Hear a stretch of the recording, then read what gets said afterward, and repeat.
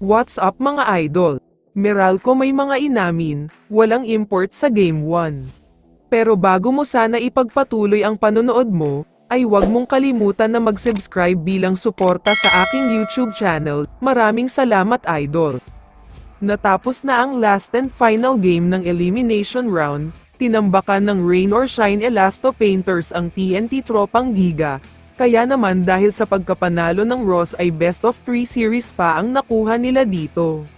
Halos kumpleto na ang listahan ng mga teams na maghaharap-harap sa playoffs. Ang hinihintay na lang natin dyan ay kung sino ang magiging number 8 sa standings.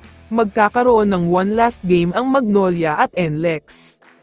Pero kung may laban talaga na pinaka-inaabangan ng lahat ng mga fans, ito ay walang iba kundi ang sagupaan ng dalawang mortal na magkaribal na teams, salpukan sa pagitan ng Barangay Ginebra at Meralco Bolts. Kung hindi ako nagkakamali, sa February 4 ay magsisimula na ang Game 1 ng quarterfinals, at kung hindi ako nagkakamali ay maglalaban na ang Gin Kings at Bolts, pero mukhang magkakaroon ng disadvantage sa Meralco dito. Ayon kasi sa mga reports, delikado pa daw ang chance na makakapaglaro si Akil Mitchell sa magiging laban kontra sa Ginebra, dahil masakit daw talaga ang likod niya. Back spasms nga ang sinasabing injury niya ngayon.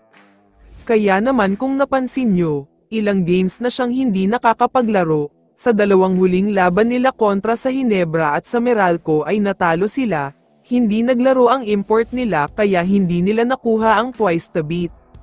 Pero ayon naman sa multiple sources, talagang 0% daw ang chance ng Meralco import na makapaglaro sa Game 1, kaya malamang sa malamang ay all-Filipino lineup daw ang gagamitin ng Meralco sa laban. Malaking disadvantage ito para sa Meralco kung nagkataon, dahil alam naman natin kung gaano kahirap kapag walang import ang isang team, mas magkakaroon ng malaking advantage ang Ginebra kapag wala si Mitchell. Kung sakali naman na mag-advance ang Ginebra sa semis, malamang sa malamang ay Northport lang ang makakaharap nila sa best of 7 series. Madaling serye ito para sa Ginebra dahil kulang na kulang pa sa experience ang Batang Pier.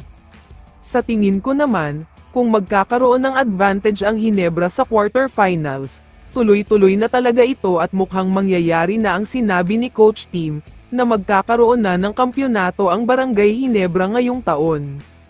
Kaya naman kung ikaw ang tatanungin idol, ano ang masasabi mo sa balitang ito? I-comment mo naman ang sagot mo sa tanong na ito. So dito na nagtatapos ang video na ito. Maraming salamat sa pagsuporta at panonood mga idol. Ingat at bye-bye.